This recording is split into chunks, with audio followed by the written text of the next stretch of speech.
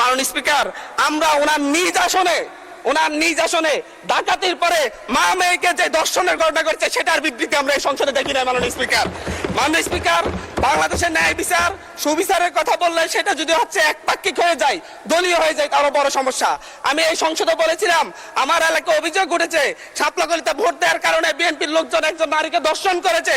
আজ পর্যন্ত এটার কোন সরকার। টাইম ইজ আপ, প্লিজ বসেন। এইভাবে সংসদে যখন খুশি তখন দাঁড়াবেন, that is not the norm. Please take your seat mister Hannan Masud. মাননীয় সদস্য, দয়া করে আপনি বসুন, দয়া করে বসুন। হান্নান মাসুদ, দয়া করে বসুন। এটা শাহবাগ চত্বর নয়, জাতীয় সংসদ। বসুন। May I humbly request you to take your seat please. জনাব আব্দুল হান্নান মাসুদ, আপনার সময় 7 মিনিট। ধন্যবাদ। মাননীয় স্পিকার, আপনাকে ধন্যবাদ। মাননীয় স্পিকার, আজকে বাজেট বিষয়ে বক্তব্য দেওয়ার জন্য দাঁড়িয়েছি। আজকে যে 2026-27 বাজেট, অর্থ বছরের বাজেট, এটা বলতে গেলে হচ্ছে বর্তমান নতুন বিএনপি দলীয় সরকারের একটা আকাঙ্ক্ষার দলিল, কিন্তু বাংলাদেশের বাস্তব পরিকল্পনার কোনো দলিল নয়। কারণ বাজেটে যে পরিমাণ বাজেট ধরা হয়েছে, সেই লক্ষ্যমাত্রা পূরণ করতে কোনো প্রকারে সরকারের পক্ষে সম্ভব হবে না। সরকার এই জায়গায় রপ্তানি প্রবৃদ্ধি ধরেছে 7.9%, কিন্তু গত বছরও রপ্তানি প্রবৃদ্ধি ছিল 6.4%। গত এক বছরে রপ্তানি আয় বাংলাদেশের গত 6 মাসে রপ্তানি আয় সর্বোচ্চ গত 10 বছরের মধ্যে সবচেয়ে বেশি কমেছে। কিন্তু সরকার এই জায়গায় 7.9% প্রবৃদ্ধি, রপ্তানি প্রবৃদ্ধি ধরে মূলত হচ্ছে বাস্তবতাকে অস্বীকার করেছে। সরকার রাজস্ব আয়ের লক্ষ্যমাত্রা ধরেছে 2025-26 অর্থ বছর লক্ষ্যমাত্রা ধরেছে 6,95,000 কোটি টাকা 26-27 অর্থ বছরে, এবং 25-26 অর্থ বছরে সেই লক্ষ্যমাত্রা ছিল হচ্ছে 5,95,000 টাকা, 5,95,000 কোটি টাকা। কিন্তু এই রাজস্ব আয় লক্ষ্যমাত্রা, রাজস্ব আদায়ের ক্ষেত্রে সরকার মাত্র 4 লক্ষ কোটি টাকায় এই বছরের মধ্যে আদায় করতে পারবে বলে সম্ভব মনে হচ্ছে।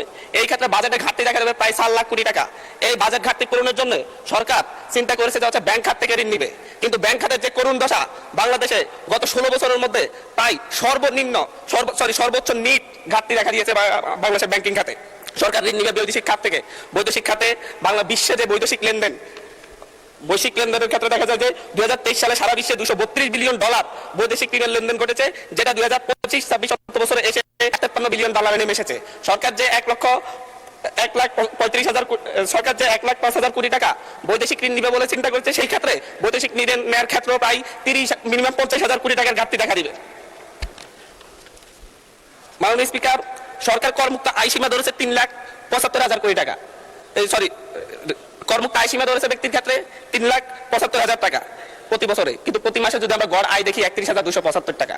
একজন মধ্যবিত্ত পরিবারের লোক যদি হচ্ছে ঢাকায় বসবাস করে বা ঢাকার আশপাশের কোনো জায়গায় বসবাস করে, তার বাসা ভাড়া বাবদ তাকে মিনিমাম 15,000 টাকা তাকে পরিশোধ করতে হয়। গ্যাস বিল, বিদ্যুৎ বিল সব মিলে তাকে আরো 7,000 টাকা, 7 থেকে 8,000 টাকা পরিশোধ করতে হয়। যদি 5 জনের পরিবার হয়, তার খাবার দাবারের জন্য মাত্র 8 থেকে 10,000 টাকা থাকে। মাননীয় স্পিকার, এই ক্ষেত্রে মূলত এই বাজেট এবং সরকার যেভাবে করমুক্ত আয় সীমা বাড়াই নাই, মাত্র 25,000 টাকা বাড়িয়েছে, এটা মধ্যবিত্তের উপর এক ধরনের চাপ সৃষ্টি করবে।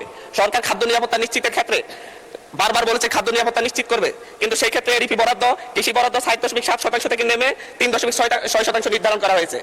এর মধ্য দিয়ে বাংলাদেশ মারাত্মক খাদ্য নিরাপত্তার হুমকির মুখে পড়বে।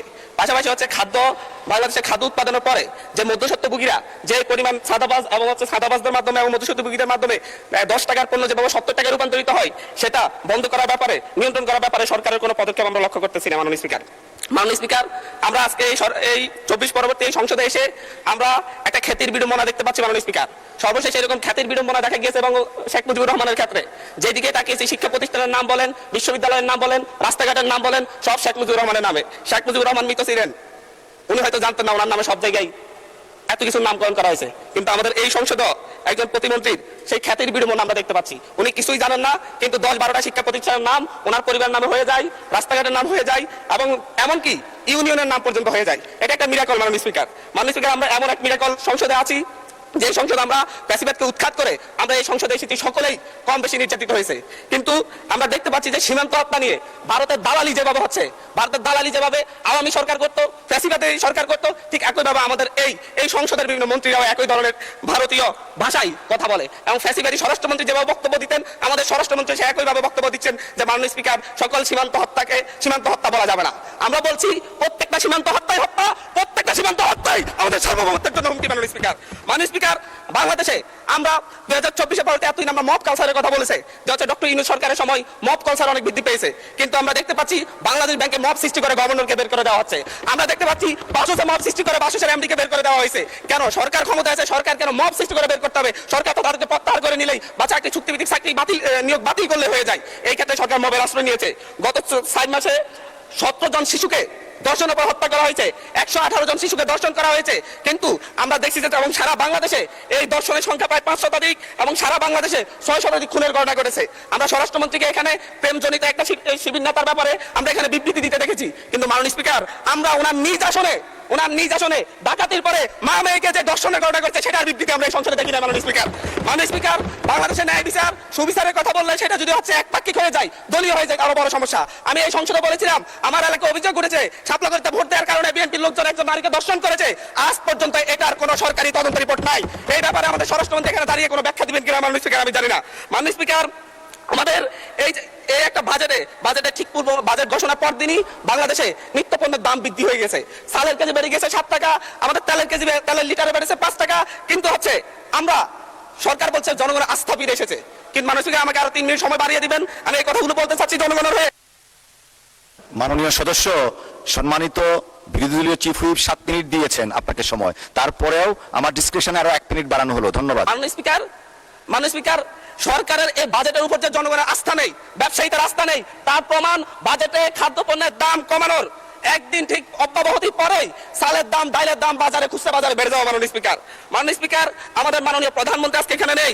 উনি যখন বিভিন্ন ভাষণে গিয়ে অসত্য তথ্য দিয়ে বলেন বিরোধী দল মিছিল করতেছে মদের দাম কেন বৃদ্ধি করা হয়েছে, কেন সিগারেটের দাম বৃদ্ধি করা হয়েছে, এরকম অসত্য তথ্য দিয়ে যখন মাননীয় প্রধানমন্ত্রী বক্তব্য দেন আমরা খুবই আশাহত হই। মাননীয় স্পিকার আমরা আশাহত হই যখন ঋণ নিয়ে কথা বলতে গিয়ে সংসদে যখন আমরা ঋণ নিয়ে কথা বলতে চাই, ব্যাংকের ঋণ নিয়ে, ইসলামী ব্যাংক দখল নিয়ে যখন আমরা কথা বলতে চাই, তখন মাননীয় প্রধানমন্ত্রী দাঁড়ায় তখন বলে আপনারা সবাই জমিদার যারা ঋণ দেন নাই। এর মধ্য দিয়ে মূলত মাননীয় প্রধানমন্ত্রী ঋণ খেলাপিদেরকে উৎসাহিত করেন। মাননীয় স্পিকার আমরা এই ধরনের সংসদ আর চাই না। ধন্যবাদ মাননীয় সদস্য, ধন্যবাদ। একটু বসেন আপনি একটু বসেন জি, একটু আরো 3-4 জন দাঁড়িয়েছে, আমি আপনাকে ডাকবো। সবাই একটু ধৈর্য সহকারে বসি আমরা please. Thank you. Mister Joynul Abedin Faruk, মাননীয় সদস্য। অর্ডারে আপনার ডিসকাশন আছে, আপনি এটা দিতে পারেন, যেহেতু সংসদ নেতাকে নিয়ে কথা বলা হয়েছে। আমি আপনাকে বিনীত অনুরোধ করব, আমরা যেমন তেমনি দাঁড়াই না। যখন একটা অসত্য তথ্য এই সংসদে উপস্থাপন করা হয় তখনই আমাদের সংসদে আমাদের সদস্যের পক্ষ থেকে কথাটা বলার দরকার। আপনার অনুমতি চাই। মাননীয় সদস্য একটু আপনি যেহেতু মাননীয় প্রধানমন্ত্রীর কথা বলেছেন, মাননীয় সদস্য মির্জা ফখরুল ইসলাম আলমগীর সাহেব কিছু বলবেন না এই বিষয়ে? যদি আপনি ডেলিগেট করেন ওনাকে দিতে পারি।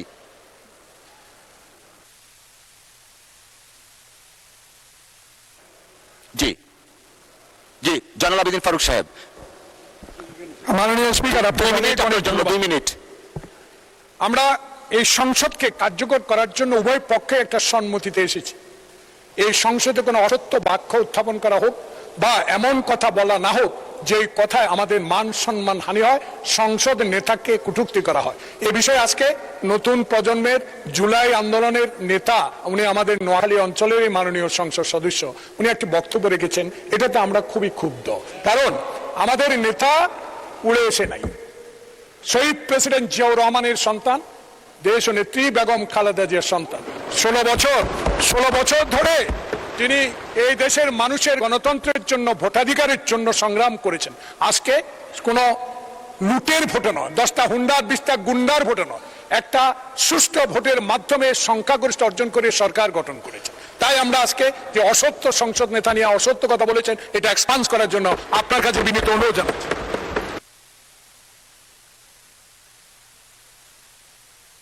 মাননীয় বিরোধী দলীয় চিফ হুইপ, আমরা আসলে বিতর্কে যেতে চাচ্ছি না। একটা বক্তব্যের প্রেক্ষিতে উনি বক্তব্য দিয়েছেন।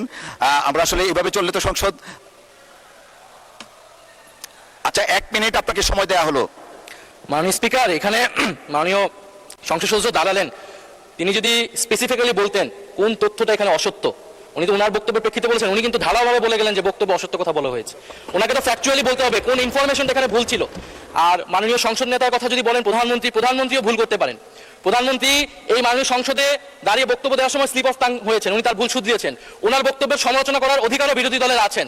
ফলে উনি অবশ্যই ওনাকে আমরা সম্মান করি, উনি জিয়াউর রহমানের সন্তান, খালেদা জিয়ার সন্তান, প্রাইম মিনিস্টার, সংসদ নেতা, কিন্তু তার মানে এই না যে তাকে নিয়ে কোনো কথাই বলা যাবে না, তার কোনো বক্তব্যের সমালোচনা করা যাবে না।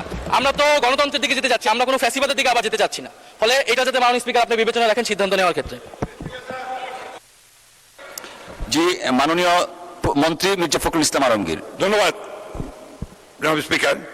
আমাদের মাননীয় ডেপুটি দুঃখিত বিরোধী দলের হুইপ, যে চিফ হুইপ যে কথাটা বললেন, আমার মনে হয় এটা সত্য নয়, সঠিক নয়।